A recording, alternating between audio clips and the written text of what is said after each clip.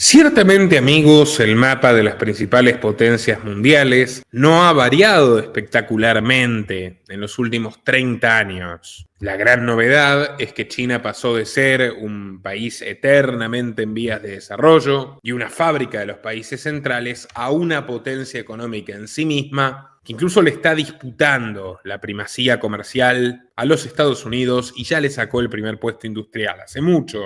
Pero lo que sí está cambiando son los recursos que se disputan y por tanto los países periféricos que se tornan decisivos. Nosotros, naturalmente, como hispanoamericanos que somos, le prestamos atención al viejo continente, a Europa tan tradicional, a México, la nación hispana más poblada, lo que pasa en Venezuela, lo que pasa en Colombia, lo que pasa en Argentina, en Perú, en Chile, en nuestros países, incluso de todo nuestro público que nos mira de Estados Unidos y es fundamentalmente hispano. Pero entre las prioridades de Trump, la India, por ejemplo, pesa mucho más que todo lo que les nombré. Y detrás de su contundente mensaje, de su entusiasta advertencia a Nigeria sobre la amenaza existencial al cristianismo y su promesa de intervención, hay una línea estratégica que no tiene nada que ver con la religión cristiana. Hay una disputa territorial, hay una lucha sin cuartel por recursos estratégicos, y eso que pasa en Nigeria pasa también en Birmania, un país del cual casi no se habla. Aunque China domina el procesamiento mundial de las tierras raras, depende mucho de lo que pasa en este país del sudeste asiático. Y Taiwán es un vértice estratégico también, donde se producen los semiconductores de todo el planeta en una corporación cuasi monopólica llamada TSMC, que Estados Unidos quiere llevarse a México, pero no es nada fácil. O sea, quiere llevarse un terreno seguro. Empresas como Nvidia, que han protagonizado una burbuja extraordinaria a partir de la cuestión de la inteligencia artificial, dependen más de lo que pasa en Birmania o en Nigeria y definitivamente en Taiwán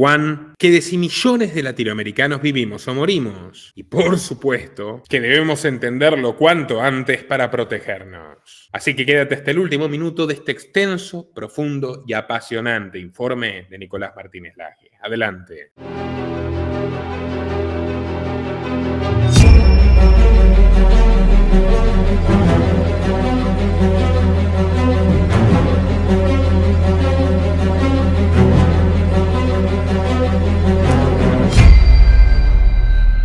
Dale clic al botón de suscribirse y no te olvides de activar la opción de recibir todas las notificaciones para no perderte de nada.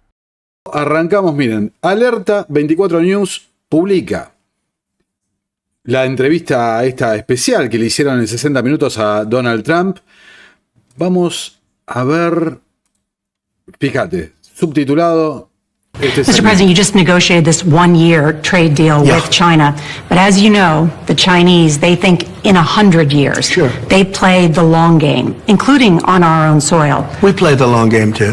Our own intelligence agencies say the Chinese have infiltrated parts of the American power grid and our water systems. They steal American intellectual property and Americans' personal information. They bought American farmland. How big of a threat is China? It's like everybody else. We're a threat to them, too. Many of the things that you say we do to them. Look, this is a very competitive world, especially when it comes to China and the U.S., and we're always watching them, and they're always watching us. In the meantime, I think we get along very well, and I think I think we can be bigger, better, and stronger by working with them as opposed to just knocking them out. Mr. President, you just negotiated this. Ahí escuchaban a Donald Trump. Es muy importante varias de las cuestiones que vamos a ver en este video, que le presten atención a las palabras, a la diplomacia y demás. Ya les anticipo para que estén atentos que hay un informe que muchas gracias a David, ahí en Twitter, colega español, que me pasó el link de la Fundación RAND, fundación ligada a lo más profundo, ¿no?, del estado de vigilancia de militar y demás, donde hace 3 semanas de este acuerdo firmado entre China y Estados Unidos, 3 semanas de anticipación, prácticamente escriben, lo vamos a ver ahora con detalle, lo que acaban de ver de la entrevista que dio Donald Trump esta semana en 60 minutos. China es un enemigo, es un rival, nos podemos hacer daño mutuamente, lo que implícitamente señala la necesidad mutua, ¿no? Ese juego, yo lo llevo a otro lugar, izquierda y derecha, y van a ver los titiriteros arriba cómo fomentan ese juego. Entonces, estamos en una rivalidad, pero podemos llegar adelante una situación de tensión controlada, básicamente, ¿no? Bueno, entonces ahí lo escuchaban a Donald Trump. El contexto lo da el Financial Times. Estados Unidos y China acuerdan una tregua comercial de un año. Importante distinguir. Tregua comercial de acuerdo comercial. No es que acá hay un acuerdo como el Mercosur o como el acuerdo común, no sé, 48, 59, acá en Latinoamérica, Perú, Argentina, México, Argentina, etcétera, etcétera, ¿no? Se acordó una tregua, ¿ok? Una tregua, una pacificación de la guerra comercial que en cualquier momento se puede romper, ¿no? Claramente. Donald Trump y Xi Jinping, dice el Financial Times, acordaron posponer los controles de exportación de tierras raras y chips como parte de un amplio acuerdo comercial de un año, alcanzado por los líderes de Estados Unidos y China en una cumbre en Corea del Sur. Estados Unidos y China dijeron que también llegaron a acuerdos sobre aranceles estadounidenses relacionados con el fentanilo y los gravámenes de ojo por ojo sobre las industrias navieras de cada uno. Importante, ya que ambos líderes buscaron aliviar las tensiones en su primera reunión en los últimos 6 años. Trump dijo que había acordado un grupo pendiente de decisiones y que Estados Unidos y China firmarían un acuerdo comercial muy pronto. Recordemos, ya lo hemos tratado, que los acuerdos comerciales realmente tardan mucho tiempo en celebrarse. Y más algo de lo que estamos hablando, las principales economías mundiales, ¿no? Fíjense. El presidente de Estados Unidos entonces dijo que había acordado reducir el arancel relacionado con estos productos supuestamente relacionados con el tecnato chino del 20 al 10%. Es importante porque ese número del 10% es, digamos, el arancel base que le ha aplicado a todos los países. Hay muy pocas excepciones a ese arancel base. Entonces, fíjense, la super guerra comercial, el super rival y esto que el otro, tenés el mismo arancel que los países estratégicos, amigos y demás, ¿no? Trump dijo que los líderes también habían discutido sobre semiconductores y que Nvidia, esta empresa de chips y placas de video dedicadas particularmente al entorno de la inteligencia artificial, el CEO de Nvidia iba a hablar con China sobre la exportación de estos chips, pero dijo que estas discusiones no cubrían la microelectrónica más avanzada. Se refiere en particular al rol de Taiwán. Al rol de Taiwán por los semiconductores. Esta empresa, ahora lo vamos a desarrollar más, donde en realidad la frase de Trump fue: no sacamos el tema Taiwán en la mesa. Ahora vamos a ver el clip donde lo explica. Bueno, ya mismo vamos a ver. Si le ponemos dinamismo, ¿no? A ver. Desde la cumbre, el Ministerio de Comercio de China confirmó entonces que Beijing había acordado suspender la implementación de los controles de exportación de tierras raras y que Estados Unidos suspendería durante un año sus propios planes recientemente anunciados para extender los controles de exportación relacionados con esta tecnología a subsidiarias de las empresas chinas. Entonces, literalmente, fíjense que nosotros lo señalamos la semana pasada, ¿no? Acá está el CEO de Nvidia, lo que refería, hablando para Fox, respecto a esto. La semana pasada literalmente decía, nuestras ventas a China son 0% para la empresa de mayor valoración en la bolsa estadounidense, ¿no? Que es algo lógicamente contraproducente. Acá están las declaraciones del CEO de Nvidia. Achievement. This is a milestone meeting, a milestone deal, a historic deal. And the readouts from all the news that I've read, just the respectful, the friendly relationship that they've built between the two presidents and, of course, between the two countries, therefore.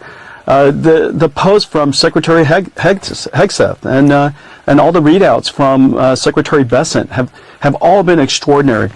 You know, this really creates the conditions, I hope, for NVIDIA to be able to go back and compete in market in China. Trump 45, in President Trump's first administration, he set the tone perfectly for America to lead in technology and make sure that American companies have the best and first, but for American technology companies to go around the world to compete and win.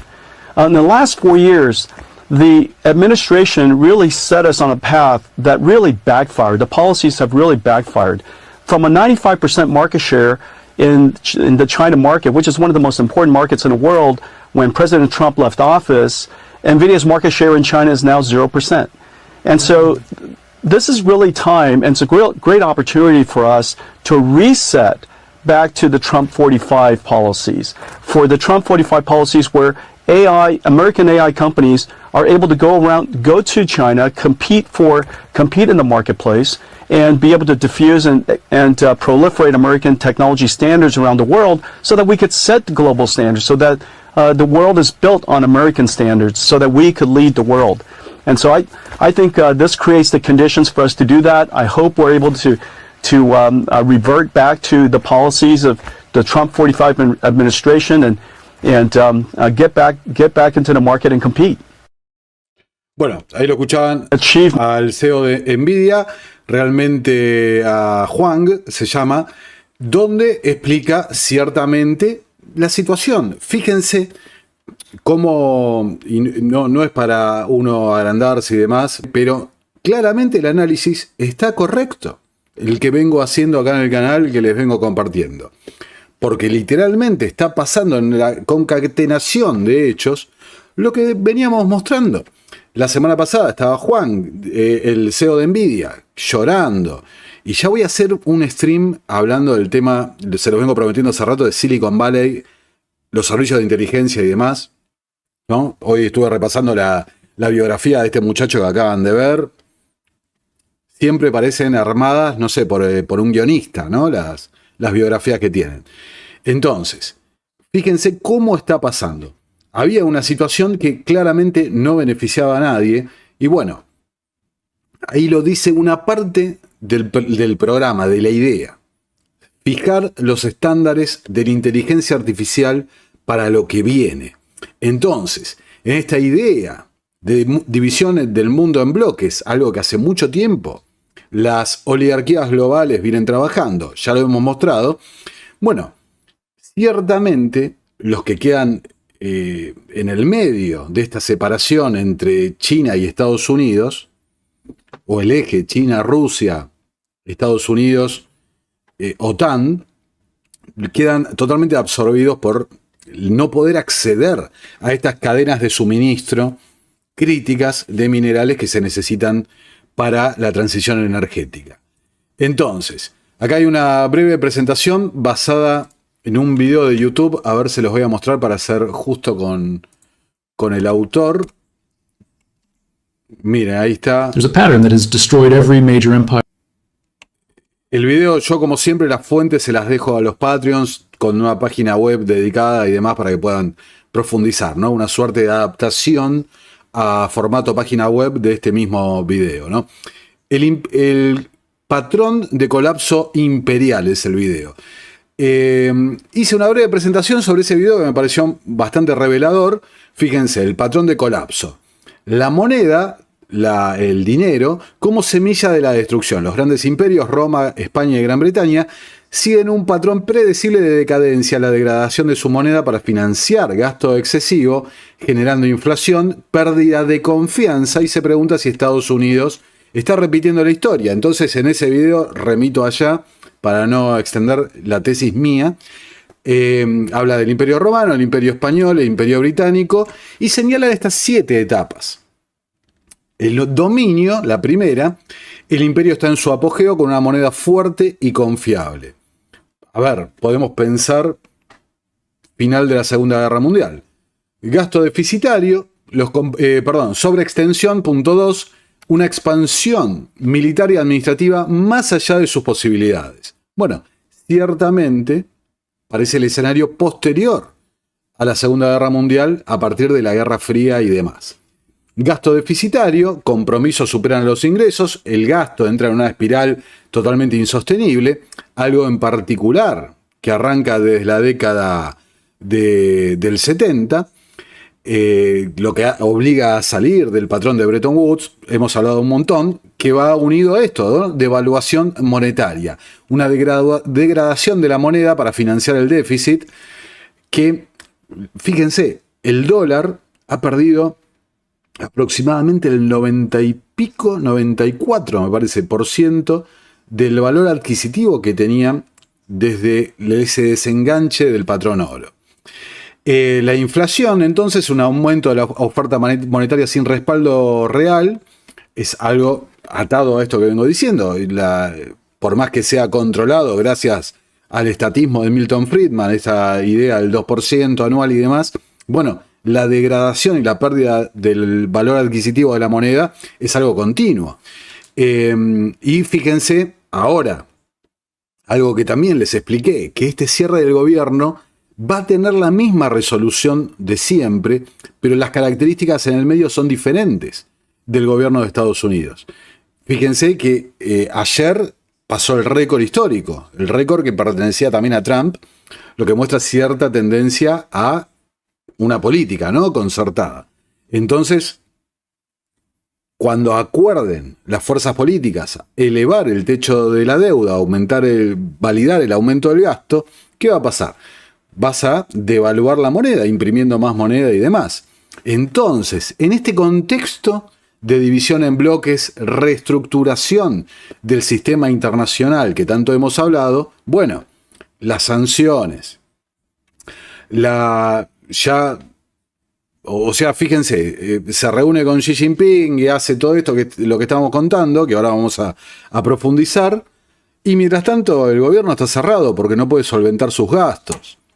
Entonces, ¿cómo miran eso los países petroleros que están bajo la influencia del sistema de petrodólares y demás?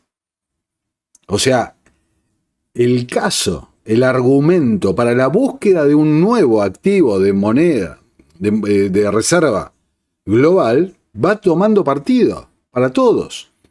Si las leyes, las reglas del hegemón son por la fuerza, y además son a través de la devaluación constante de su moneda, que lo termina externalizando el costo a todo el resto del mundo, y bueno, en algún momento, sobre todo, como estamos viendo que se va encaminando hacia una nueva reestructuración donde monedas digitales basadas, una suerte de derivado de la deuda, las monedas estadounidenses digitales, quizás con el Bitcoin, con un origen sospechoso de anclaje con una suerte de oro digital, versus muy probablemente monedas reservadas por commodities, ya sea gas, petróleo, tierras raras, whatever, ¿no? Lo que sea.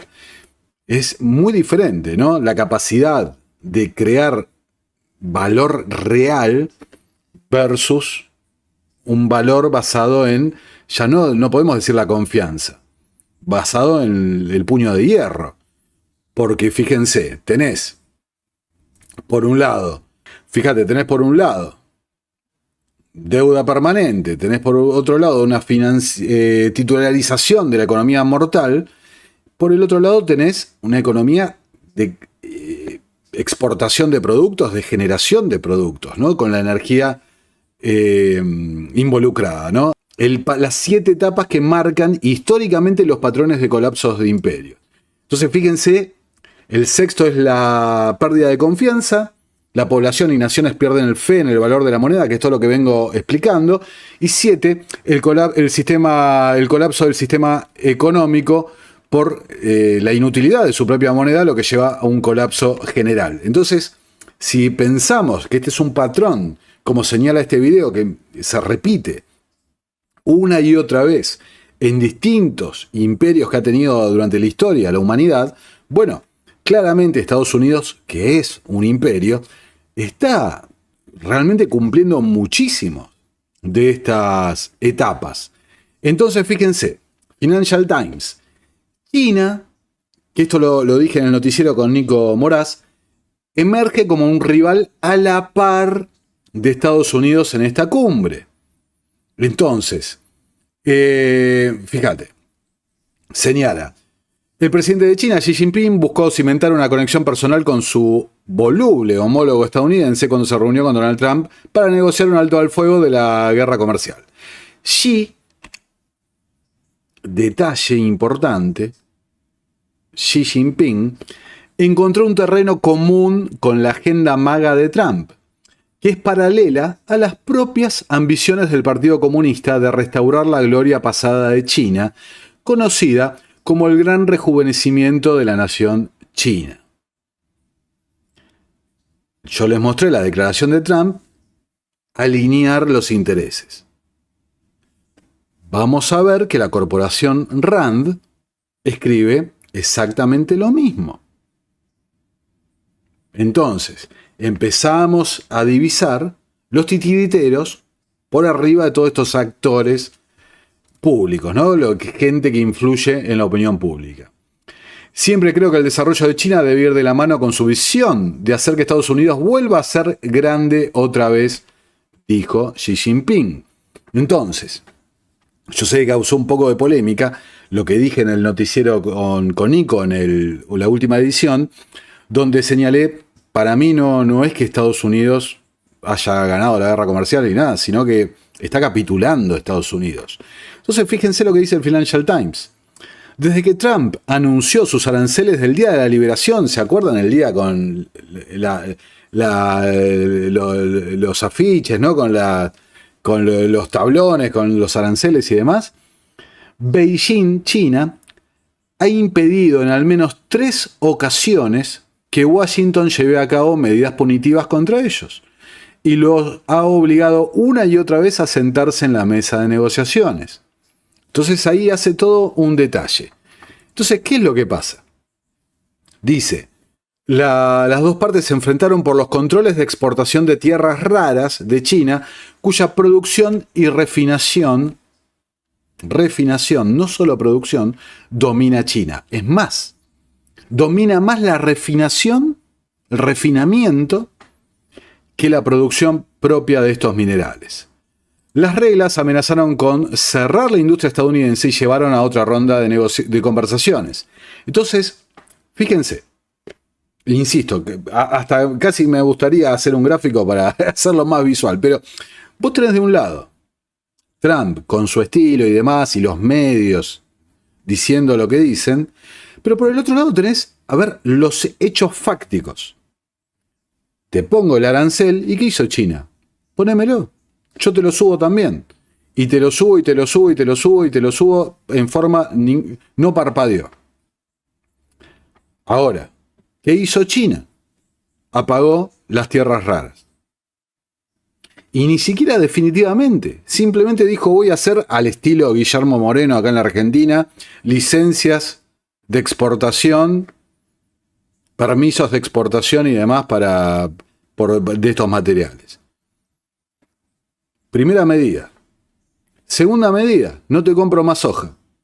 Le compro a Argentina, que fue el escándalo con Besant, que salieron los granjeros estadounidenses. Estás rescatando a Argentina y Argentina le vende a China con descuento. No te compro más soja. Le compro lo que dije recién y a Brasil. Tuvo un lío los últimos días Donald Trump tremendo. Entonces, ¿qué dijo Trump? Te voy a grabar, te voy a poner impuesto al tráfico marítimo y demás. ¿Qué hizo China? Yo también. ¿Y cómo terminó esto? Buscando una zona neutral, Corea del Sur, aliado estadounidense, y esta suerte de tregua. Pero lo cierto es que si vos mirás China, y yo alguna vez dije la idiosincrasia y demás, y la mano de hierro también de un gobierno autoritario, están mucho más preparados para las consecuencias de romper las cadenas de suministro. Ahora, yo les voy a mostrar en este video, a lo largo del video, quiénes son los que ganan con esta división en bloques, quiénes son los que se benefician con esta guerra comercial y cómo se ha repetido un mecanismo en varios conflictos mundiales de cartelización y control de los recursos, y cómo el escenario de hoy viene siendo planeado desde la década del 80. Se van a sorprender. Entonces, Washington, dice el Financial Times, está aceptando, cayendo, que ahora está lidiando con un rival capaz de imponerle un daño económico material, una posición relativamente nueva para Estados Unidos y un desarrollo que, al menos para nosotros, confirma el ascenso de China al estatus de superpotencia económica mundial. Lejos todavía de la extensión y la dominación, por supuesto, que tiene Estados Unidos, ¿no? Un imperio en decadencia, otro siendo apuntalado por las élites globales. Entonces, el mensaje básico es que Beijing quiere buscar la convergencia entre su propia agenda de hacer que China vuelva a ser grande y la agenda de Trump de hacer que Estados Unidos vuelva a ser grande de vuelta. Entonces, en definitiva, se trata de esta división en bloques. Como dije al principio, los que están en el medio del bloque, agárrense: Latinoamérica, Europa, África y demás. Entonces, acá refieren al nuevo plan quinquenal de China, que se centra en una economía más mirando para adentro, algo que no pueden levantar porque también tiene ciertamente varios problemas estructurales China. Entonces dice, cierra la nota, a nivel mundial, Estados Unidos todavía no tiene igual en muchos frentes. Dijo Han Zheng-Li, director de país de China para la consultora estadounidense de Asia Group, señalando sobre su control sobre tecnologías fundamentales como chips, su gigantesco mercado de consumo y el estatus del dólar como moneda de reserva y sus redes naciones aliadas, aunque esta preeminencia está un poco desgastada por los últimos eventos, ¿no?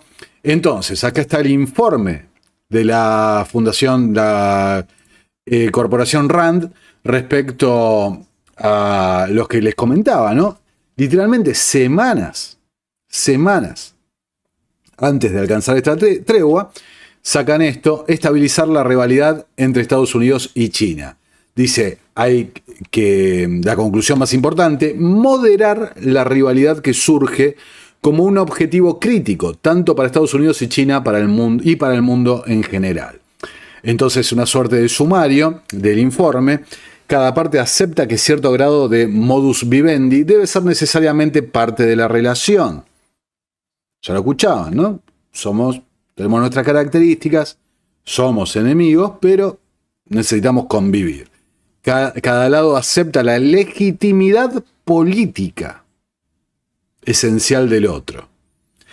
Esto está totalmente, o sea, estamos hablando think tanks, Estado profundo, etcétera, etcétera. Esto lleva a esa reformulación del orden internacional. El multilateralismo que hemos hablado un montón. Que básicamente, ¿qué es lo que quiere? ¿Qué significa el multilateralismo? Un mayor rol para el sistema de gobernanza mundial de las Naciones Unidas y demás. Exactamente el objetivo de larga data de estas oligarquías. En áreas temáticas específicas, especialmente aquellas disputadas por las dos partes, cada parte trabaja para desarrollar conjunto de reglas, normas, instituciones y otras herramientas compartidas que creen condiciones duraderas de un modus vivendi, una convivencia estable, dentro de un periodo específico entre 3 y 5 años. 2030, el momento de ruptura de la convivencia. Cada lado practica la moderación en el desarrollo de capacidades diseñadas explícitamente para socavar las capacidades disuasorias y defensivas del otro, de manera que crearía un riesgo existencial para su patria. La misma frase de Donald Trump, con otras palabras. Cada lado acepta una lista esencial de características de una visión compartida de los principios organizativos para la política mundial que puede proporcionar al menos una línea de base para un status quo acordado. Entonces, las recomendaciones de la Corporación Rand, ¿se acuerdan la película de Stanley Kubrick? Doctor Strange. No, Doctor Strange es el superhéroe. ¿Cómo se llama? Doctor Insólito. Acá en Argentina le habían puesto. Cómo aprendí a amar a la bomba nuclear. Una sátira sobre la influencia de la corporación Rand en el Pentágono, ¿no? En el sistema del Estado profundo estadounidense. Entonces, aclarar los objetivos de Estados Unidos en la rivalidad con un lenguaje que rechaza explícitamente las versiones absolutas de la victoria y acepta la legitimidad del Partido Comunista Chino. Restablecer varias líneas de comunicación confiables entre altos funcionarios. Hace 6 años que no lo hacían. Mejorar las prácticas de gestión de las crisis, los vínculos y los acuerdos entre las partes. Buscar nuevos acuerdos específicos, una combinación de acuerdos públicos formales y entendimientos privados para limitar la competencia cibernética entre Estados Unidos y China. Declarar la aceptación mutua de la disuasión nuclear estratégica y la voluntad de renunciar a tecnologías y doctrinas que pondrían en riesgo la disuasión nuclear de la otra parte. Esto, vamos a ver que se salieron del guión en esta parte. Buscar empresas cooperativas modestas en temas de interés compartido o preocupación humanitaria. Ahora, específicamente el tema Taiwán. La estabilización de la cuestión de Taiwán debe centrarse en crear el máximo incentivo para que Pekín, China, siga enfoques graduales hacia la unificación. Que busque la unificación, pero de a poco. No a las piñas. Que no haya una situación que acelere esto, pero que a la larga termine siendo así. Para el mar meridional de China, combinar la disuasión de la escalada militar con la intensificación de la diplomacia multilateral y bilateral para crear una ruta a mediano plazo hacia una solución pacífica como el proceso y la expectativa internacional predeterminados. De los intereses internacionalistas. En la rivalidad entre ciencia y tecnología entre Estados Unidos y China, manejar los peores aspectos de las tecnologías emergentes para la seguridad mutua, la IA, por ejemplo, y la condición de la rivalidad, y alejarse de las versiones más extremas de los esfuerzos para socavar el progreso del otro lado. Avancemos juntos. Por ahora. Así que ese fue el informe. Muchas gracias a David por habérmelo pasado. Realmente un golazo. Se da la reunión, se sale este acuerdo que los medios occidentales promocionaron justamente como un acuerdo, cuando se habla más de no un acuerdo per se comercial, sino un acuerdo, una base común de tregua. No es lo mismo que un acuerdo comercial. Entonces, fíjense, la carrera mundial de minerales críticos se está calentando, dice CNBC, y el stock, las existencias de tierras raras se están disparando. Las empresas mineras de tierras raras que cotizan en Estados Unidos han estado en racha este año. Algunas han subido más del 300% a medida que se calienta la carrera mundial de minerales críticos. Las tierras raras son componentes vitales para muchas tecnologías modernas, ya lo vamos a ver. Y fíjense esta frase. Tuvimos el auge del oro en el siglo XIX. ¿Quién lo controló? El auge de la fiebre de oro. Ya me voy anticipando un poco para dónde vamos al final. ¿Qué casas con sede en Londres controlaron mucho del flujo del oro? La del sello rojo, por ejemplo, ¿no? El escudo rojo. La casa Rothschild, que fue uno de los benefactores mecenas de Cecil Rhodes y su exploración en el sur de África. Las minas de diamantes y demás. Después, tuvimos en el siglo XX el auge petrolero. A ver. El auge petrolero, ¿quién lo monopolizó? ¿Quién lo explotó? La misma casa de Londres y a su vez principalmente la casa naciente Rockefeller en Estados Unidos conjunto, financiamiento y demás de la Casa Morgan. La Casa Morgan quiere un representante de los intereses Rothschild en los Estados Unidos para Wall Street. ¿Te das cuenta? Entonces, el capital principalmente los tienen quienes lo pueden crear de la nada en este mundo. Y ese capital lo utilizan para inversiones reales, en recursos, en commodities, en energía, en lo que tiene valor real en este mundo, y así van moviendo el capital de un imperio en declive hacia un imperio naciente. Fue con los Países Bajos, Ámsterdam, Venecia anteriormente, España, Inglaterra, Londres en particular, la City de Londres, Wall Street, Hong Kong próximamente. Entonces, y dice, y ahora en el siglo XXI, vamos a tener un nuevo auge, las tierras raras. Entonces, siguiendo que la historia no se repite, pero rima, imagínense entonces para dónde van las cosas, ¿no?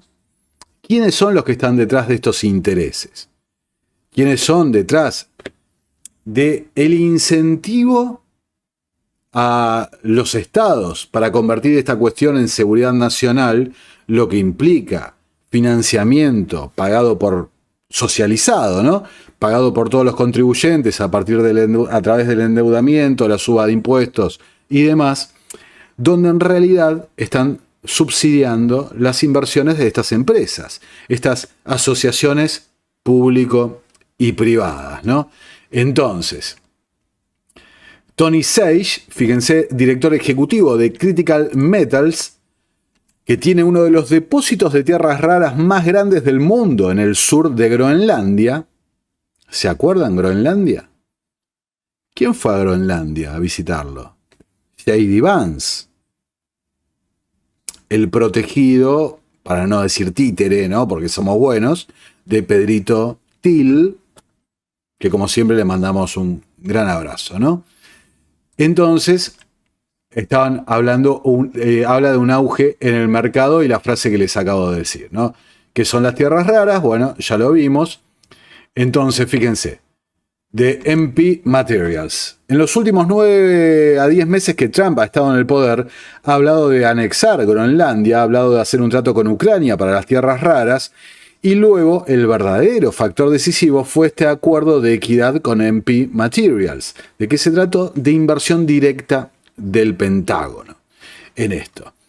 Entonces, sumemos, por ejemplo, la situación de Argentina, ¿no? Entonces empieza a aparecer, ¿no? Una tendencia que se repite. Entonces, fíjense acá otra mini presentación. La guerra de los minerales críticos, que son entonces las tierras raras, son 17 elementos que no son raros geológicamente, pero sí complejas de extraer y refinar. El refinado implica un alto costo ambiental, que acá es algo clave que vamos a ver más adelante respecto a Myanmar / Birmania.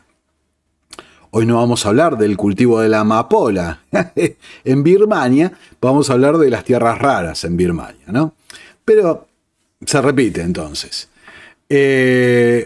Fíjate, ¿no? Aplicaciones críticas, imanes, catalizadores, pantallas, sensores, semiconductores. El galio, por ejemplo, el 98% es chino. Monopolio, entonces, de China respecto a las tierras raras. El 70% de la minería global, pero el 90% del procesamiento mundial. Una estrategia que tomó vuelo en la década del 90, pero que arrancó, y lo vamos a ver, desde la apertura de China a Occidente, una apertura que se da de la mano de la Comisión Trilateral, de la mano de Henry Kissinger, de David Rockefeller y Zbigniew Brzezinski, todos los sospechosos de siempre para los que ven el canal hace bastante tiempo, ¿no? Entonces, acá está lo que decíamos de esta tregua. La estrategia de Estados Unidos claramente ha pasado de lo que se llama de llenar el hueco, o sea, tratar de reemplazar a lo que hace China, reemplazar a China, simplemente a tratar de dinamitar a aquellos aliados confiables para el tecnato chino. Por ejemplo, cerrando acuerdos con Australia, con India, con Japón. Ya habíamos visto tratando de seducir o intercambiar algún tipo de, digamos, acuerdo con Rusia en otras zonas, como por ejemplo el Mar del Norte, Groenlandia, y en definitiva hubo un cambio, una modificación respecto a la lectura de Rusia. Acuérdense, las declaraciones de Trump: no tiene sentido encontrarme de vuelta con Vladimir Putin. Bueno, Nigeria lo vamos a tratar un poquito más adelante. Lo de Rand ya lo habíamos visto. Y entonces, bueno, esto lo vamos a tratar por separado. Fíjense, Scott Bessent, hablando en la CNN sobre las tierras raras, apenas ha llegado este asorte de tregua. Well, I think it's naive for the Wall Street Journal editorial board, who I call a bunch of grumpy old men, to think that the Chinese weren't going to roll out these rare earth restrictions. They've been putting this plan together for 25, 30 years, and the U.S. has been asleep at the switch, and now this administration, we're going to go at warp speed over the next 1-2 years, and we're going to get out from under this sword that the Chinese have over us, and they have it over the whole world.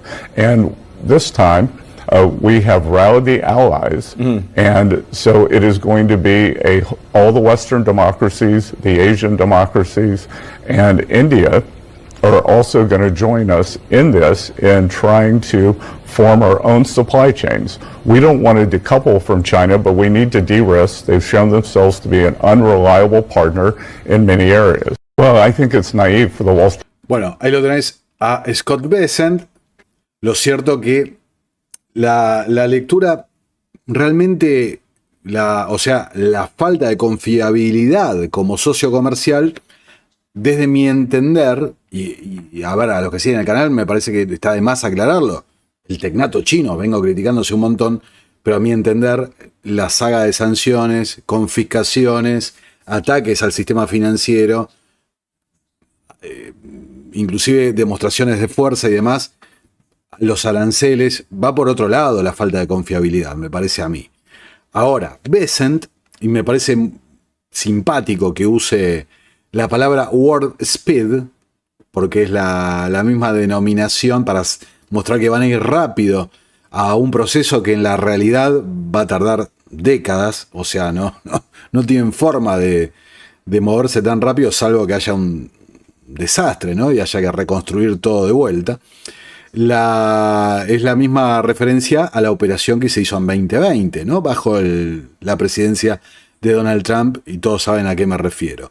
Ahora, Bessent dice, hace 25 o 30 años que están con esto. No, Bessent. No, están hace más de 50 años con esto. ¿Ok?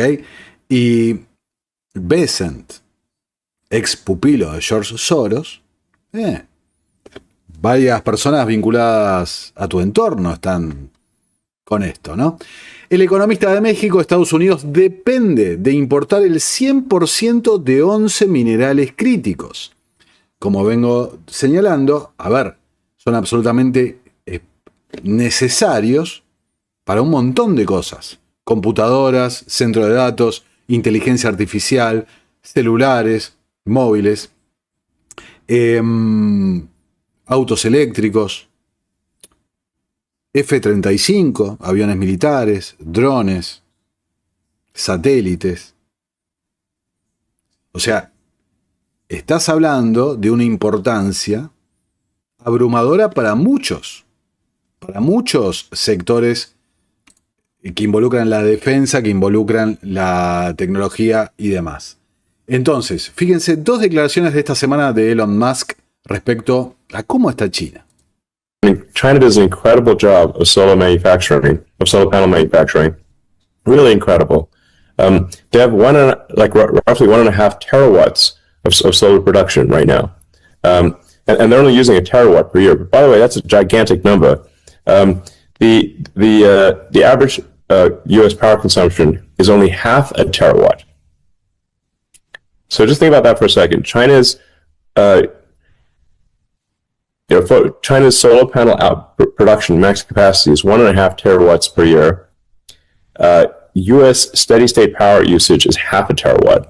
Now you do have to reduce. You say if you produce 1.5 terawatts a year of solar, you need to add that with batteries, take into account the differences between night and day, the fact that the solar panel is not always pointed directly at the sun, that kind of thing. So you can divide by 5-ish to say that, but that still means that China has the ability to produce solar panels that have a steady state output that is roughly 2/3 that of the entire US economy from all sources, which means that just with solar alone, China can, in 18 months, produce enough solar panels to power the United States, all the electricity of the United States. En 18 meses, y es cierto lo que dice ahí Glory Warrior, la verdad es que está muy desgastado Elon Musk últimamente. En 18 meses pueden abastecer toda la electricidad de Estados Unidos con la cantidad de producción que pueden hacer, ¿no? Y fíjense, recuerden que yo toqué este tema en particular, la diferencia del sistema en poder computacional, en poder tecnológico. Estados Unidos aventaja a China. Pero en modelos, ahora vamos a ver lo que dice de inteligencia artificial, y en generación energética, gracias a las políticas de paneles solares y demás, que lo han hecho al estilo Blade Runner, la película 2, ocupando zonas totalmente llenas de paneles solares y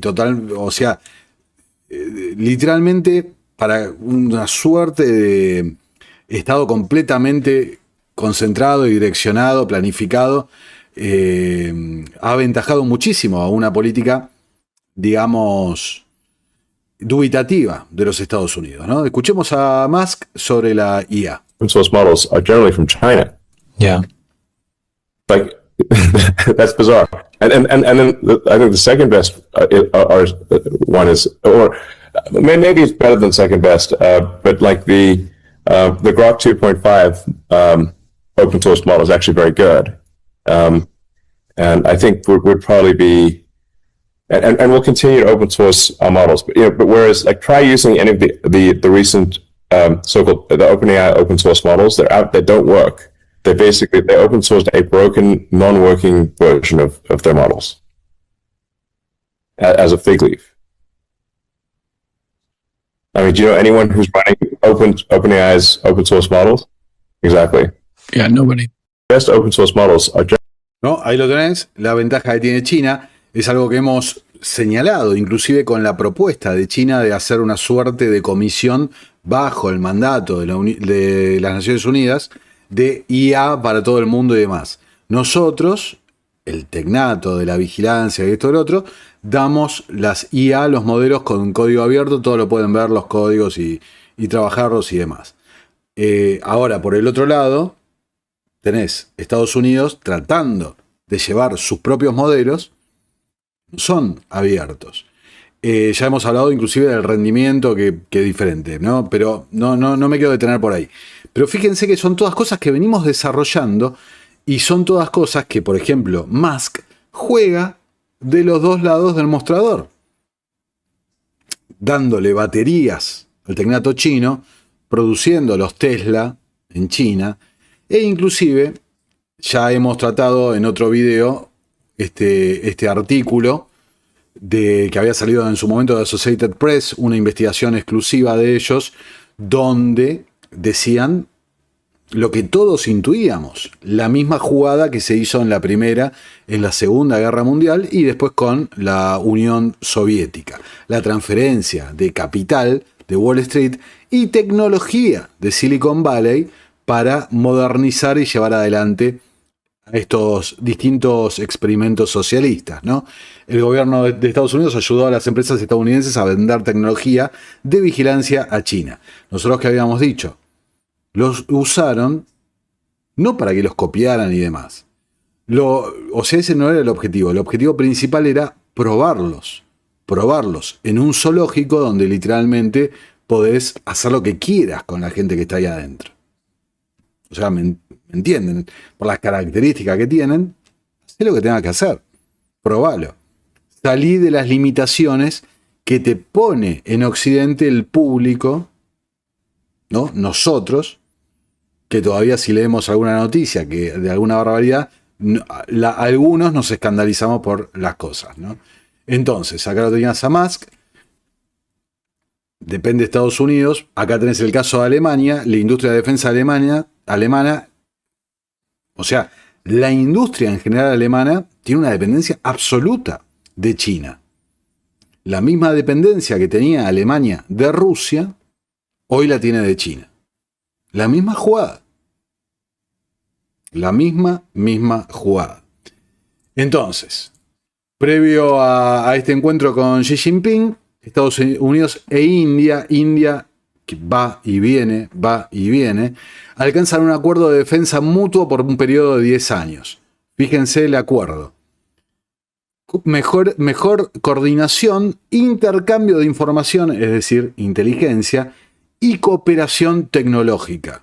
Yo lo había contado que, por ejemplo, OpenAI, ChatGPT, el popularísimo modelo de inteligencia artificial, en la India sacó una promoción que se lo da a todas las cuentas indias gratis por un año, el modelo Pro. Perplexity, otro sistema de inteligencia artificial, que son casualmente los del cometa Atlas de OpenAI, Comet de Perplexity, también le brinda por un año gratis a las cuentas de la India. ¿Para qué? ¿Por qué se los regalan? Porque quieren entrar en el mercado, tenerlo dependiente y cortar el lazo del mercado de los modelos chinos. El problema, como surgió con la India, que lo mostramos en detalle, ¿cómo cortás la energía barata rusa? ¿Cómo cortás el comercio que te da China? ¿Cómo cortás la dependencia de las cadenas de suministro hacia lo que produce China para el mundo? Lo vimos en 2020. Te quedás sin antibióticos, te quedás sin, no sé, te quedás sin lo que se imagina. Entonces, todo esto fue previo al acuerdo. Fíjate todas las movidas que fueron haciendo para sentarse con Xi Jinping. Después aplicaron, acá por The Telegraph, aplicaron sanciones a los que negociaban petróleo con esta suerte de flota fantasma, que son barcos que le cambian la bandera, que les cambian la matrícula. A ver, no se lo cree nadie, ¿no? Entre paréntesis, que son todos ingenuos. Sanciones a los que comerciaban energía rusa, ¿no? Después fue el viaje a Japón. Estados Unidos y Japón firman acuerdo de cooperación sobre tierras raras. Ahora, ¿cuál es el acuerdo de cooperación? Si llega el tecnato chino a cortar las cadenas de suministro, bueno, nosotros vas a sobrevivir. ¿Me explico? Vas a sobrevivir. Algo te vamos a dar. Algo nos vas a dar a nosotros. Acá en el medio hubo negociación de que le compren soja a los granjeros estadounidenses también. Bueno, pero ese es el punto. Si se corta la cadena de suministro, ahí vamos a estar. Bueno, fíjense, acá quiero ir a ese gráfico, ¿no? El acuerdo que se firmó de tierras raras entre Estados Unidos y Australia. ¿Por qué quiero ir a este gráfico? Fíjense, acá hay una representación gráfica de la producción de tierras raras. Miren la diferencia que tiene China. Es tremendo. Entonces, los invito a agarrar una calculadora. Entonces sumás Estados Unidos 45.000 toneladas, Australia con el acuerdo 13.000 toneladas, Tailandia, que anda por ahí rosqueando a Estados Unidos también, 13.000. Nigeria, que ahora vamos a ver el detalle de Nigeria, otras 13.000.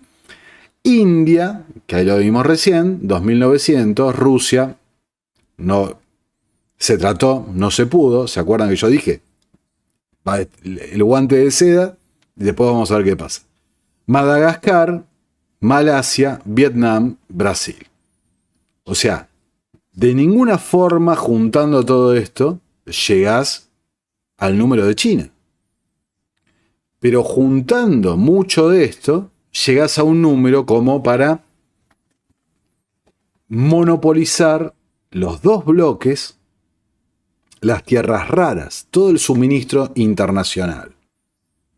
Para una tecnología que, insisto, están haciendo todo lo posible y hemos visto desde el origen de este canal, con el Foro Económico Mundial, tratando de ya preparar la ventana de Overton para la cuarta revolución industrial, la tecnológica, la implementación de la IA en todo ámbito, el reemplazo laboral a través de la IA, el transhumanismo, la Internet de las cosas, la Internet de los cuerpos. O sea, todo esto, fíjense, acá les pido esto, ¿no? Igual que en el último video, cambiar el punto de vista. Si se acuerdan, ese gráfico que siempre les muestro de Iain Davis, ¿dónde está el poder real? Bueno, el poder real no está en la política. Está en los que financian y han cooptado la estructura política. La minoría coordinada. Entonces, si partimos de la base de que una minoría coordinada, el eje Londres, Nueva York, ha transferido tecnología, ha transferido capital al tecnato chino, básicamente, viendo esto que estoy diciendo, estás viendo una situación de una división en bloques donde el medio de los bloques queda supeditado completamente a una potencia o a la otra. Y en esa conexión, cambiando el punto de vista, entonces tenés a las grandes oligarquías beneficiándose de un monopolio absoluto para lo que consideran vital para la defensa, para la tecnología, para la productividad. La seguridad nacional. Entonces, en ambos países, somos nosotros los contribuyentes los que vamos a financiar, en ambos bloques, a financiar las inversiones y el gasto de estas empresas, asociaciones público y privadas, que son los que después se van a beneficiar con aumentos siderales de los precios y monopolios sobre toda esta economía. Entonces, visto el gráfico, empieza a tomar otro sentido. Fíjense acá también, del Telegraph, Trump ya puede estar perdiendo la guerra económica por Asia-Pacífico, donde dice, bueno, ahora está tratando de acercarse a distintos países de Asia, Japón, por ejemplo. Pero pará, muchos de estos países, caso Vietnam, caso Tailandia, Indonesia, Laos, Malasia, ya están comprometidos con China. Son todos países que están tratando de navegar, rosqueando con las dos potencias, evitando romper. Atienden el teléfono a la potencia, al bully, digamos, y obviamente le atienden el teléfono a la potencia incipiente, que es la que le provee prácticamente todo. Entonces fíjense, otro gráfico, en rojo los alineados con China, Rusia, bueno, China por supuesto, Mongolia, Kazajistán, Uzbekistán, Turkmenistán, Afganistán. Esto luego de la salida de Biden en particular. Y se acuerdan que yo les conté, les dije, es algo que les debo, ciertamente, la correlación inversa entre quién tiene el control de Birmania / Myanmar con Afganistán. Ahí hay otro eje que es el mercado ilícito de sustancias, ¿no? India, según este medio, inclinado hacia los Estados Unidos. Bangladesh, inclinado hacia China. Sri Lanka, tuvimos el colapso de Sri Lanka con el Foro Económico Mundial interviniendo. Omán sin alineación. Arabia Saudí pendulando, ¿no? Acá dice inclinado a China. Mis dudas tengo, ¿no? Yemen con China. Irak con China, Siria con China, los Emiratos Árabes sin alineación, Kuwait con Estados Unidos, Qatar con Estados Unidos, Jordania con Estados Unidos, Irán con China, Azerbaiyán, Turquía hacia Estados Unidos, bueno, Israel por supuesto. Vamos acá, Myanmar, Birmania con China, Tailandia, rosqueando, Vietnam inclinándose hacia Estados Unidos, Filipinas hacia Estados Unidos, Nueva Guinea hacia Estados Unidos, Indonesia, Malasia, rosqueando, ¿no? Corea del Sur hacia Estados Unidos, Japón fuertemente con Estados Unidos. Pero Japón viene de firmar varios acuerdos con China. Entonces, en algún momento se van a apretar las clavijas para dónde vas a jugar. ¿Cuál puede ser el momento cuando explote una tensión en esta zona? Taiwán puede ser una. Va a ser en algún momento Taiwán. Birmania / Myanmar, para mí, es el escenario a mirar de acá a fin de año, ¿no? Ya vamos a ver exactamente por qué. Entonces, antes que me olvide, si ven el mapa, la parte que se va pintando de azul, se alinea perfectamente con lo que decía Zbigniew Brzezinski en el video aquel que hice especial de el gran tablero de Brzezinski. Si no te puedo controlar por adentro, te voy a flanquear, te voy a rodear, te voy a encerrar. Tenés el dominio del Heartland, el dominio geoestratégico del mundo, bueno, listo. No puedo competir con eso, pero te voy a encerrar acá. Y así se dividen los bloques. Entonces, Rusia apenas te da una reunión donde salen todos con alegría entre Xi Jinping y Trump. Rusia manda urgentemente, aceleradamente, un emisario para reunirse con representantes de sus homólogos chinos, ¿no? ¿Para qué? Para firmar nuevos acuerdos, refrendar toda esta asociación estratégica. Una asociación estratégica que le conviene mucho a China. Mucho. Acercamiento a energía barata. Le conviene la estrategia global de crecimiento del tecnato chino a la estrategia de someter a Europa, cortando el lazo ruso-alemán, y a la estrategia estadounidense de generar nuevos mercados para su venta de gas natural licuado y todos estos sistemas de inteligencia artificial y demás, y de defensa en particular, ¿no? La industria del complejo militar que hemos hablado. Xi Jinping también sale de la reunión y lo primero que hace ir al foro de cooperación de Asia-Pacífico, de cooperación económica, y a recordar a las naciones asiáticas que deben mantenerse juntas y estables las cadenas de suministro. Recordando lo que les estoy diciendo.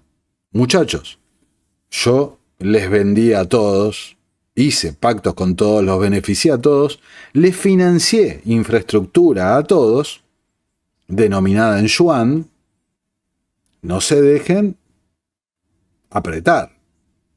Porque miren qué pasará si, como dice el plan quinquenal chino, cortamos también nosotros la venta al exterior. Difícil porque el modelo está basado en eso. ¿Ok? Pero sí posible en un momento de transición de crisis. Entonces, acá está lo que señalaba de Nigeria. ¿Por qué Trump amenaza con una acción militar en Nigeria? Se pregunta Bloomberg. Y fíjense, ¿cuál es el argumento? Masacres de cristianos en Nigeria, perpetradas por los distintos grupos rebeldes que operan en Nigeria. Recordemos que en Nigeria, uno de los principales lugares de experimentación de la CBDC, por el Banco de Pagos Internacionales, ¿no? Ahora, como bien señala este artículo de Bloomberg, no es algo nuevo que estén masacrando cristianos en Nigeria. Tampoco es, o sea, no es algo que no haya pasado en la primera administración Trump. Lo que pasa es que políticamente no queda demasiado correcto decir vamos a atacar Nigeria si no llegamos a un acuerdo por las tierras raras y necesito que rompan relación con China y Rusia. Entonces, ¿qué decimos? Bueno, hay una realidad sobre la que hemos hecho la vista ciega durante muchos años, ¿no? Dice, Nigeria, ¿por qué es tan inestable? Si bien es uno de los mayores productores de petróleo de África y es rico en minerales, como vimos en el gráfico recién, la extracción de estos minerales ha beneficiado principalmente a una pequeña élite política. ¡Qué sorpresa! La competencia por recursos escasos como el agua y la tierra y la proliferación de bandas criminales armadas ha impulsado gran parte de la violencia étnica y política en Nigeria. Señala Boko Haram, este grupo militante que perpetró una barbaridad hace varios años con el secuestro de cientos de niñas. Fíjense, nadie hizo nada, nadie movió un pelo ahí. Y fíjense, en los últimos años Boko Haram se ha visto eclipsado en gran medida por una rama conocida como Estado Islámico de la provincia de África Occidental, o ISWAP, una filial del Estado Islámico, que surgió por primera vez en 2016. Hace falta que aclare el origen del Estado Islámico, ISIS, los yihadistas afganos. ¿Se acuerdan cuando les pasé hasta el videoclip, el extracto de Zbigniew Brzezinski? Hablándole a los mujahidines. Esta tierra es de ustedes. ¿Quiénes armaron esto? Qué conveniente, ¿no? Este ISWAP ha atacado docenas de bases militares fortificadas en Nigeria en el transcurso de 2025, a partir de ahora, cuando empieza esta guerra por los recursos, utilizando drones comerciales capturados y equipos de visión nocturna. Espero que no tengan la marca Anduril, ¿no? del socio de Peter Thiel. Trump dijo que el cristianismo enfrenta una amenaza existencial en Nigeria. Recordemos que el sionismo cristiano es una base fundamental del movimiento MAGA. Sin embargo, como bien señala este artículo, estadísticamente dice, si bien la religión es uno de los impulsores de la violencia en Nigeria, los analistas atribuyen la mayor parte de la violencia en Nigeria a la criminalidad, a la tensión étnica basada en la explotación de los recursos que decíamos antes. Solamente el 5% de los ataques se clasificaron como explícitamente motivados por temas religiosos, de los cuales murieron 317 cristianos y 417 musulmanes. Por supuesto, para mí, la vida de cualquier ser humano vale igual a la del otro. No importan las diferencias religiosas y demás. La tolerancia, ¿no? Pero como pueden ver, acá hay una narrativa que no condice con la realidad, con las propias estadísticas que se manejan. Entonces, el norte musulmán, fíjense, es el más afectado por la violencia generalizada en el país. También donde está la mayor concentración de estos recursos naturales que se quieren conseguir, ¿no? Asegurar las cadenas de suministro.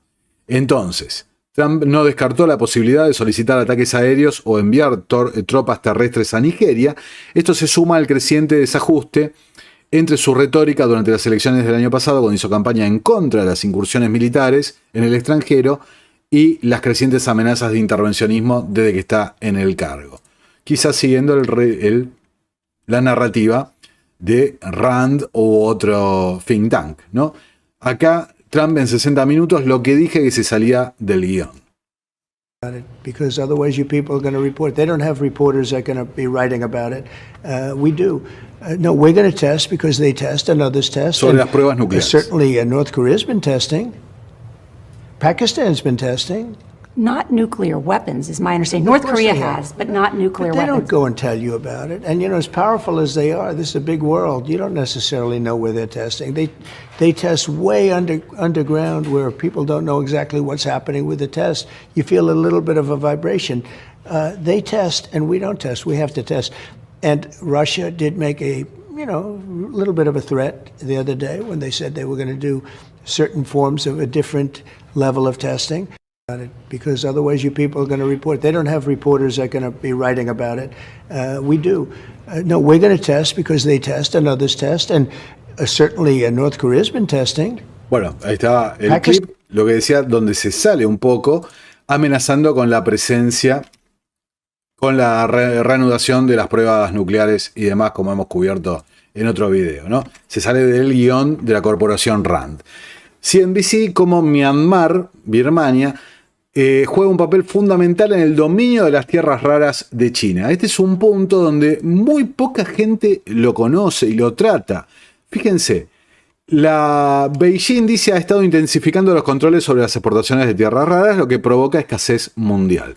Sin embargo, en los últimos años la propia China se ha vuelto dependiente de los suministros de tierras raras de una fuente inesperada. Una economía pequeña y devastada por la guerra interna, Myanmar. Si bien China es el principal productor mundial de tierras raras, todavía importa materias primas que contienen los codiciados metales del extranjero. Myanmar representó alrededor del 57% de las importaciones totales de tierras raras de China. ¿Ok? 57% de las importaciones que hace China de las tierras raras, digamos, en bruto, que van a ser luego refinadas, procesadas en China, donde China tiene una ventaja del 90% del procesamiento internacional. ¿Ok? Entonces, China tiene un interés muy importante en Myanmar respecto a esta importación de materias, tierras raras en bruto. La producción de Myanmar se ha fortalecido significativamente, ha fortalecido la posición dominante de China, dando efectivamente a Beijing un monopolio de facto sobre la cadena de suministro mundial de tierras raras pesadas y gran parte de la influencia que ejerce hoy. Esta dinámica ha dado lugar a una cadena de suministro en la que la extracción se concentra en Myanmar y el procesamiento en China. Ahora, dato importante. China entonces ha externalizado la extracción, que es altamente contaminante a Myanmar. ¿Por qué? Porque la zona donde más extraen es en la frontera. Entonces, no es que China tiene una dependencia, nos morimos todos si Myanmar cae. Porque China lo que tendría que hacer es reactivar su, digamos, extracción del lado de la frontera chino. Lo que ha hecho, mientras tanto, externalizar la contaminación tremenda hacia Myanmar, Birmania. Pero llegado el caso, una situación donde Myanmar pase bajo a la influencia estadounidense o que haya un golpe de Estado nuevamente o que se pierda la influencia china en ese lugar, bueno, podrían tener, digamos, la coartada para volver a contaminar fuertemente del lado de la frontera chino. ¿Ok? Fíjense. La gran mayoría de las operaciones mundiales se realizaron en el sur de China a principios y a mediados de la década del 2010, de extracción de estos minerales. Pero a medida que Beijing comenzó a implementar nuevos controles y estándares ambientales en esta industria, muchos de estos proyectos cerraron. Pero no es que se agotaron. Cerraron porque le externalizaron los costos de contaminación a la gente de Myanmar. Myanmar, particularmente el norte del país, fue visto como una región clave que tenía una geología similar a muchas de las áreas de depósitos de estos minerales dentro de China. Se empezó a ver entonces una construcción bastante rápida de nuevas minas en Myanmar, esencialmente reemplazando la producción nacional china. Hubo mucha participación empresarial china en el desarrollo de estos proyectos.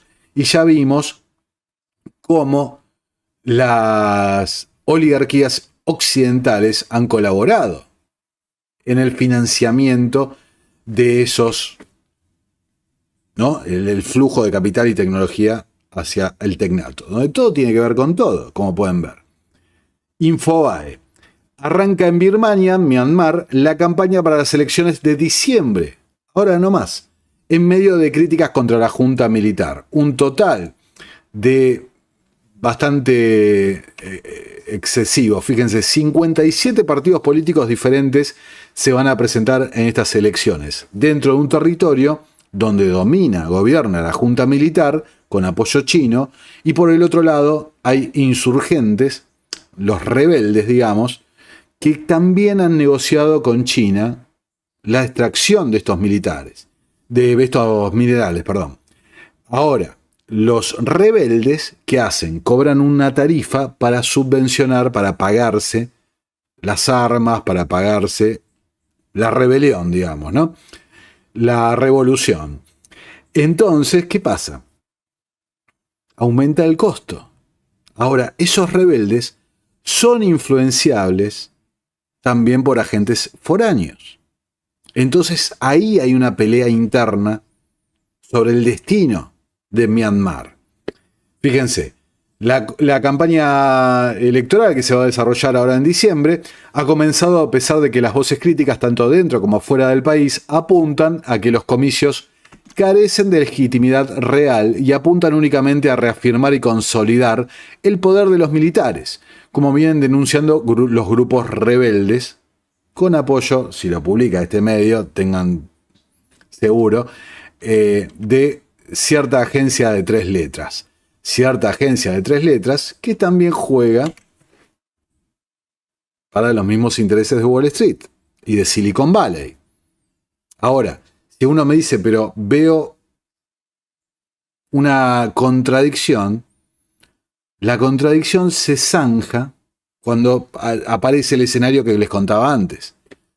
Aumento de precios, escasez de suministro, cartelización y control de las cadenas de suministro por los mismos actores globales. Entonces, acá está lo que refería Trump respecto a Taiwán. One potential flashpoint with China, probably the potential flashpoint with China in the coming years, is over the issue of Taiwan. The Chinese military is encroaching on Taiwan's sea lanes, its airspace, its cyberspace. I know you have said that Xi Jinping wouldn't dare move militarily on Taiwan while you're in office. But what if he does? Would you order U.S. forces to defend Taiwan? You'll find out if it happens. And he understands the answer to that. Why not say This it? never even came up yesterday as a subject. He never brought it up. People were a little surprised at that. He never brought it up because he understands it, and he understands it very well. Do you mind if I ask, when you say he understands, why not communicate that publicly to the rest of us? What does he Because understand? I can't give away my secrets. I don't want to be one of these guys that tells you exactly what's going to happen if something don't happens. wanna- The other side knows, but I'm not somebody that tells you everything because you're asking me a question, but they understand what's going to happen, and he has openly said, and his people have openly said at meetings, we would never do anything while President Trump is president, because they know the consequences. Las consecuencias, entonces, otro punto de conflicto, Taiwán, una cosa hace mucho tiempo, acá Yahoo Finanzas trayendo Reuters, Nvidia, la empresa de mayor capitalización de la bolsa estadounidense, empresa clave en esta nueva era tecnocrática, ¿a quién le encarga los chips? A la TSMC, la empresa de semiconductores de Taiwán, que prácticamente tiene el monopolio mundial de la fabricación de chips.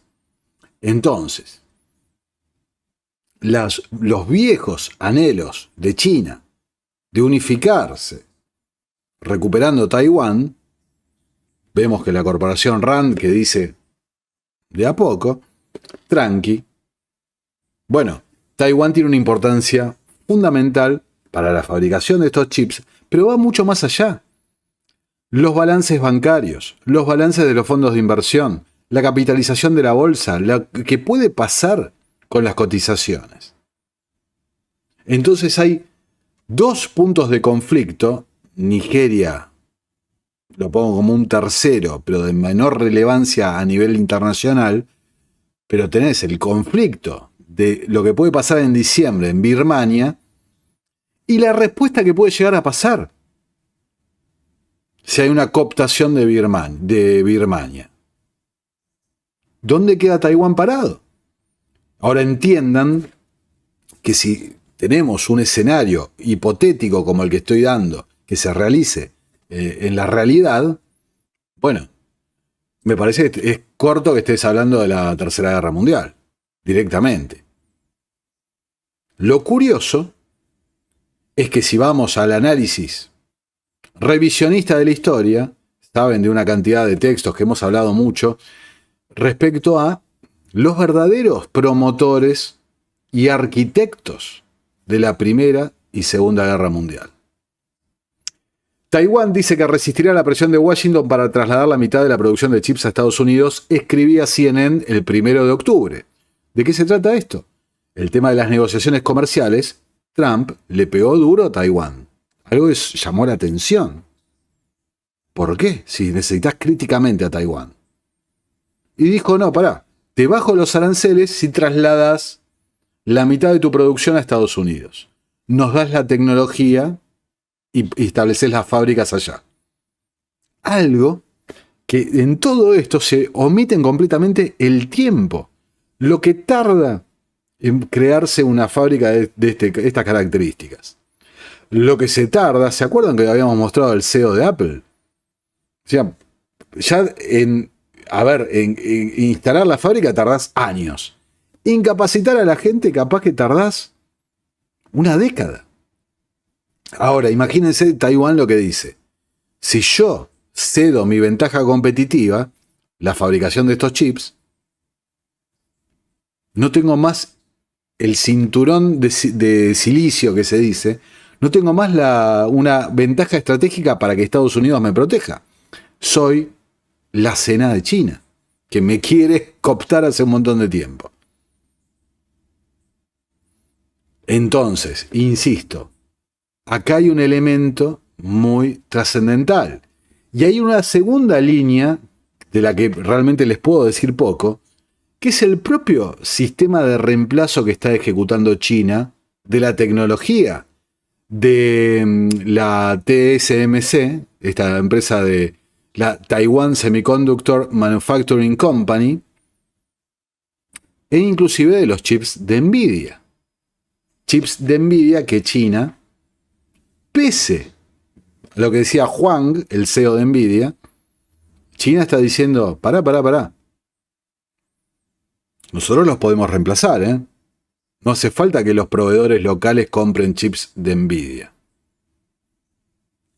Atención. Ahora, ya llegando a las últimas notas y vean esta conexión. Hace mucho tiempo que vengo hablando de la administración Biden en particular, de esta idea de los Rockefeller y compañía, Foro Económico Mundial, Club de Roma, Trilateral, etcétera, etcétera, de la reingeniería del sistema de Bretton Woods. ¿Quién lo está proponiendo? La administración Trump. Mike Waltz, financiado por AIPAC, o sea, intereses sionistas. Recordemos quiénes son los creadores, ¿no? De la Casa Rothschild también, que son los que rescataron a Trump en la década del 90 tras la quiebra de su casino en Atlantic City a través de Wilbur Ross, el primer secretario de Comercio de Trump. Bueno, Mike Waltz, acá lo titula Associated Press, Estados Unidos exige cambios en la arquitectura de la ONU como condición para dar dinero.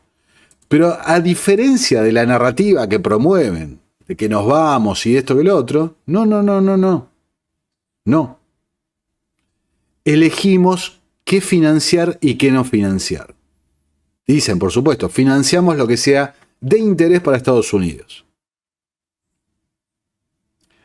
La otra vez mostré en el noticiero Innominado cómo de vuelta la Fundación Gates se erige como uno de los principales financistas del sistema de Naciones Unidas a través de la retirada de Estados Unidos, igual que pasó en 2019 y 2020. En política, recuerden, no hay vacío, el espacio se llena. ¿Y quiénes quieren las élites que lo llenen? El tecnato chino. Ahí lo tenés a Mike Waltz. Entonces, fíjense, un argumento acá, otra presentación. Respecto a cómo se repite la historia, no se repite exactamente, pero rima. Otro video muy bueno que vi esta semana en YouTube, que hablaba, a ver si se los muestro. No, acá no lo tengo. Bueno, lo voy a dejar en las fuentes el link, porque no me olvidé de ponerlo en la presentación. ¿Qué es este video? Cómo los bancos globales empujaron a la Primera y Segunda Guerra Mundial, que es básicamente el revisionismo que hace Carol Quigley, que hacen un montón de autores, Anthony Sutton y compañía. Pero el enfoque que se le da acá es muy interesante porque es respecto a los bonos de deuda de los distintos gobiernos. En particular menciona el Imperio Otomano, que desaparece luego de la Primera Guerra Mundial, bonos que estaban en camino a ser insostenible su pago, como la deuda del tesoro si no existieran las criptomonedas, las stablecoins atadas al dólar y a los bonos de deuda. Lo hemos explicado, cómo generan demanda y demás. Si no se generara este nuevo sistema, ¿no? Entonces, fíjense, la deuda imperial, las naciones se endeudaron masivamente para financiar la expansión militar y administrativa.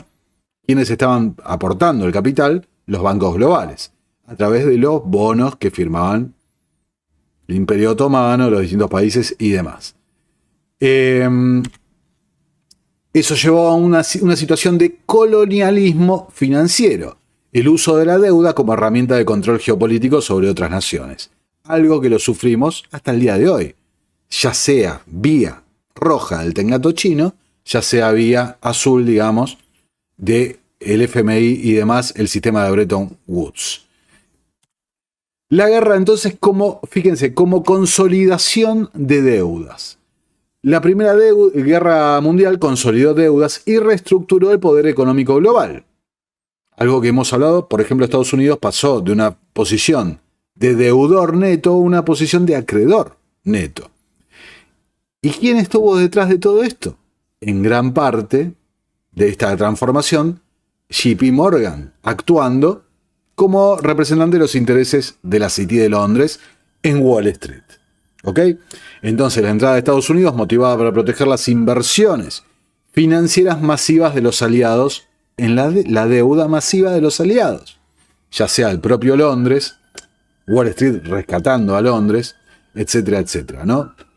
Todo, inclusive posteriormente, la creación del Banco Internacional de Pagos para pagar la deuda alemana, la reparación de guerra, el Tratado de Versalles y demás. El video de Carol Quigley lo desarrollé con lujo de detalles. Esto no vale la pena profundizarlo, pero sí quedarse con ese punto de vista, el punto de vista del banquero global.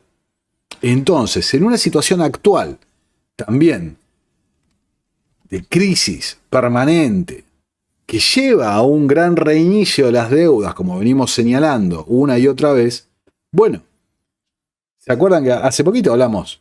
El maltusianismo, reducción poblacional, conflictos mundiales, epidemias y demás, reducción de deudas, licuación de deudas a través del gasto público, licuación de deudas a través de la desaparición, o inclusive nuevo roleo y nueva creación a través de la reparación y reconstrucción masiva. Algo que pasa ahora en Ucrania, pasó en la Segunda Guerra Mundial, Plan Marshall y demás.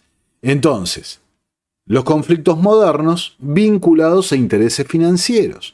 Un punto de vista que los medios mainstream no te señalan, porque para los medios mainstream, los políticos, actuando como nuestros representantes, son el poder.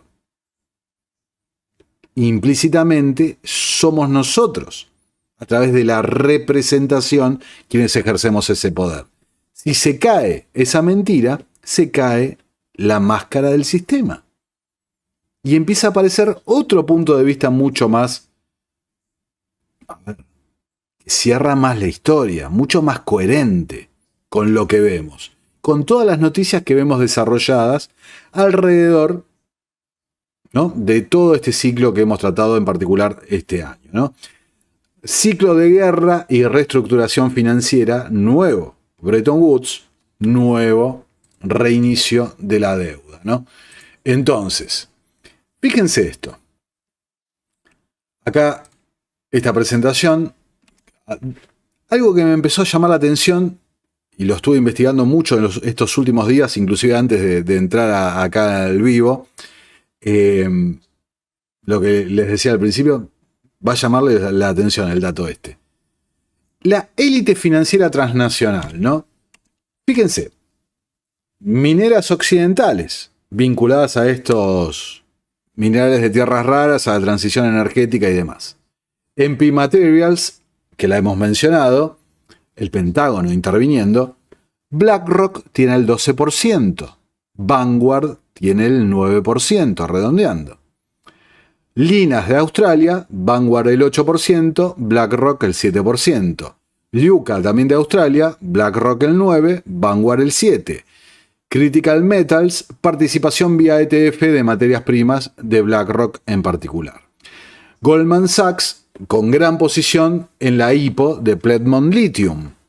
Río Tinto, del Reino Unido, de los Rothschild, por todos lados, ¿no? También. Ahora fíjense, para entender este doble juego dual, el punto de vista que les pido. Por arriba. En China, ¿cómo funciona? Porque en los medios que te dicen, no, China es el tecnato chino, es todo público, hay empresas privadas, pero es una cosa de un híbrido, porque son empresas privadas como Alibaba, no sé, Baidu, etcétera, que en definitiva les permiten sobrevivir y tienen que estar totalmente atados a lo que depende, lo que dice el Politburó del Partido Comunista. El fondo de bonos de BlackRock para China, 8.200 millones de dólares en bonos gubernamentales, a través de los cuales se financia mucho de esta inversión minera e intereses de infraestructura a lo largo y ancho del mundo. JP Morgan Chase colidera la compra de bonos en la China Rare Earth Group, en el grupo híbrido estatal de minería china. Entonces los mismos nombres, una y otra vez, Goldman Sachs, BlackRock, Vanguard, vía los ETF de mercados emergentes, las baterías chinas, donde también opera Elon Musk, como dije al principio. Vanguard, con el mercado de bonos chinos, también. Entonces, gana la guerra comercial China o la gana Estados Unidos, la ganan BlackRock, Vanguard, JP Morgan Chase, Goldman Sachs, etcétera, etcétera, etcétera. Ahora, pónganle que no gane ninguno, que lleguen a una suerte de paridad en esta división en bloques, como estamos viendo, moviéndose las piezas estratégicamente. Ganan lo mismo, porque las cotizaciones de todas estas empresas y los precios de todas estas materias primas van a subir brutalmente y van a ganar exactamente lo mismo. Entonces, recordemos, la Comisión Trilateral tuvo un rol muy importante en la apertura de China a Occidente, ya lo hemos desarrollado. Kissinger arranca en el 71 con el viaje secreto a Beijing, en el 73 el Chase Manhattan se convierte en el primer banco en representar a China en Occidente. Carter, el primer presidente trilateral, con Brzezinski de asesor de seguridad nacional. Brzezinski luego viajaría a China un montón de veces. La arquitectura del tecnato chino la hacen en base a las ideas de Brzezinski. Y en el 79 la normalización de la diplomacia china con Occidente, ¿no? El Chase Manhattan, entonces, como leen abajo, 6 años antes de la normalización, China obtiene acceso financiero a ese mercado, ¿no? Un mercado cautivo. Lo mismo que la teoría que decía Anthony Sutton, un mercado cautivo enorme con un gobierno dependiente de capital, dependiente de tecnología, y un gobierno con guante de hierro donde permita lo que sea. Entonces, fíjense la continuidad histórica.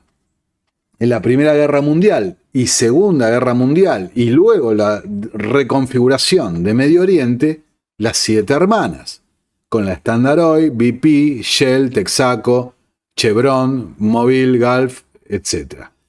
Quisieron cartelizar, tratar de el precio, tratar de llegar a un control principal de las fuentes de extracción, refinamiento y distribución del petróleo global.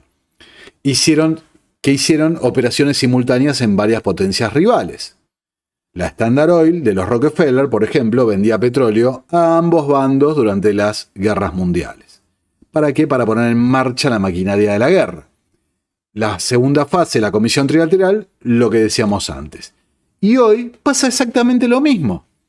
Tenés actores globales como JP Morgan Chase, BlackRock y demás, con fondos indexados de deuda global, viajando, llevando adelante el capital de un lado al otro, comprando la deuda, teniendo una esclavitud a través de la deuda, una dependencia de ese flujo continuo.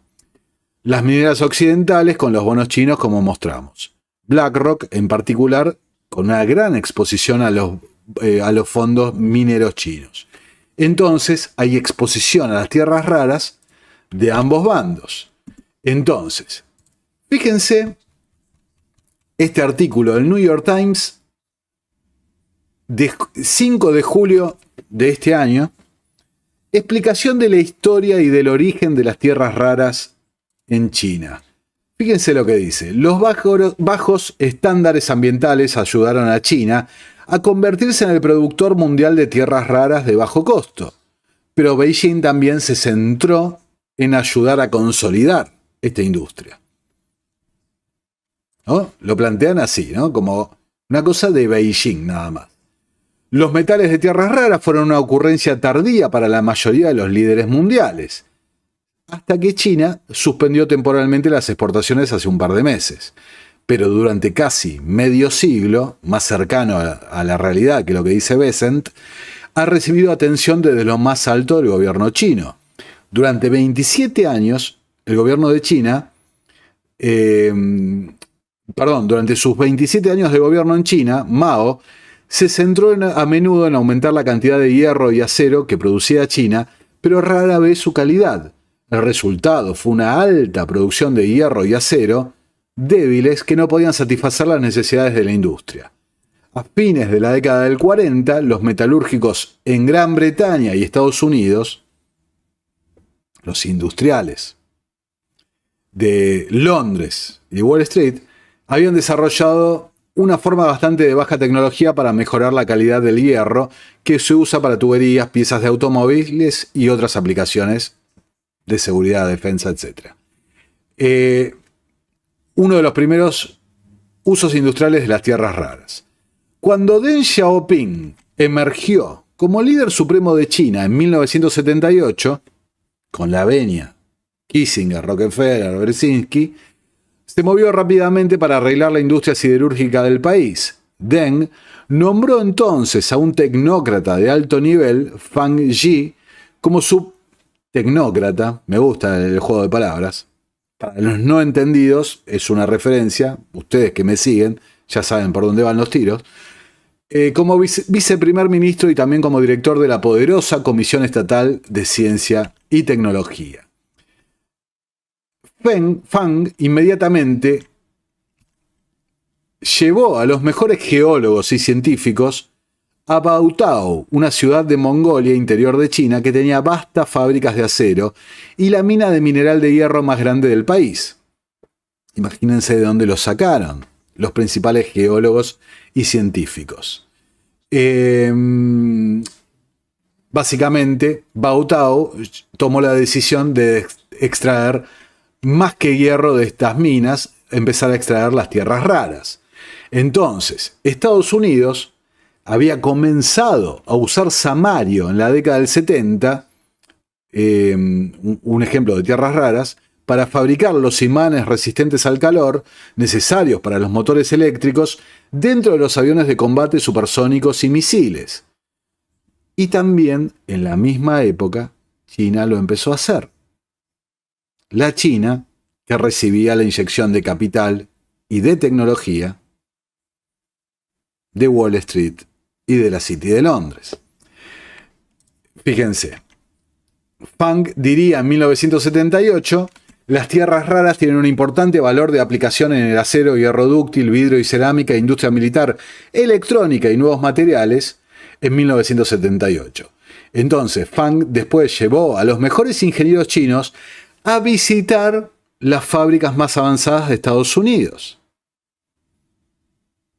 incluidas Lockheed Martin y McDonnell Douglas cerca de Los Ángeles. Si les quedaba alguna duda de cómo las oligarquías, para no decir élites globales, vienen pensando hace mucho tiempo esto y vienen conociendo hace muchísimos años la importancia de estos minerales para la era tecnocrática que anunciaba Zbigniew Brzezinski. A ver, si no vemos el patrón acá, estamos enceguecidos por la propaganda de los medios mainstream. Porque aparece de una forma muy clara, al igual que fueron las 7 hermanas con el petróleo, al igual que fueron la Casa Rothschild y otras con el oro, aparece un patrón muy claro. Por separado, los geólogos de China descubrieron que su país tenía casi la mitad de los depósitos de tierras raras del mundo en la apertura a Occidente, con esta gente actuando, ¿no? Valiosos para automóviles, etc. Deng Xiaoping dijo en 1992, el Medio Oriente tiene petróleo, pero China tiene las tierras raras. ¿Ok? Para que no queden dudas, ¿hace cuánto que vienen planificando esto? Dice, para entonces, Deng Xiaoping y Fang ya habían capacitado al próximo líder para guiar la industria de tierras raras en China, un geólogo llamado Wen Jiabao. ¿No? Wen Jiabao se convirtió en el viceprimer ministro en 1998 y luego primer ministro de China entre 2003 y 2013. ¿Ok? Durante su visita a Europa en 2010 declaró que poco sucedió sobre las tierras raras en China sin su participación personal. Ahora, fíjense, y acá usando un ejemplo de uso de la IA, Perplexity. Hoy le dije, cuando empecé a encontrar este detalle de los nombres propios, che, ¿qué conexiones tiene Wen Jiabao con Occidente? Bueno, resulta que Wen Jiabao ha pasado un gran escándalo vinculado a JP Morgan Chase. Fíjense, durante su gestión, Wen impulsó una mayor integración de China con los mercados globales y Occidente. Fue clave en la consolidación de China como potencia comercial y profundizó su relación con la Unión Europea, que se convirtió en el mayor socio comercial de China por 8 años consecutivos. La familia de Wen Jiabao está documentada por haber tenido lazos con grandes bancos multinacionales occidentales, lo que facilitó inversiones y acceso privilegiado al mercado chino. Por parte de empresas de Estados Unidos y Europa, investigaciones periodísticas revelaron que su hija, Lily Chang, recibió pagos de bancos occidentales como JP Morgan Chase y Credit Suisse por asesorías presuntamente ficticias que podrían haber facilitado entradas de negocios occidentales en China. Tanto se vincula a los príncipes herederos chinos, hijos de altos funcionarios chinos con maniobras de enriquecimiento y redes offshore, actuando como intermediarios entre intereses chinos y empresas extranjeras. Entonces, fíjense, porque esto es algo que yo hace rato que les venía mencionando y nunca los mostré, salvo algunos links, y nunca lo desarrollé en particular, que son los principitos chinos. ¿Qué se tratan los principitos chinos? Los principitos chinos son los hijos de los jerarcas del Partido Comunista Chino que viven, como en el caso de la hija de Wen, viven de tapaderas de movimientos de dinero a través de las redes de Londres, las redes offshore. Entonces, estos hijos de los oligarcas del Partido Comunista se dan una gran vida como oligarcas chinos en Occidente. ¿Ok? En particular en la City de Londres y en Francia. Muchos de estos chicos, inclusive, criados y directamente educados en las élites de Londres, las universidades de los think tanks de Chatham House y demás, ¿no?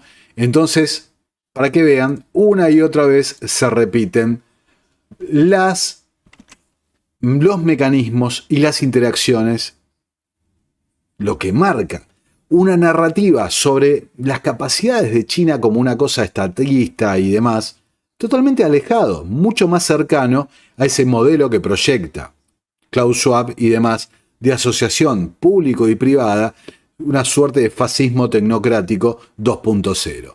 Entonces, ahora sí, cerrando el video, todo esto en el contexto, fíjense, de hoy un día donde ya cada vez es más evidente que está cerca de explotar la burbuja de las bolsas mundiales. Una explosión que, como señalamos la semana pasada, va a estar muy, muy conectado con este evento del gran reinicio y demás.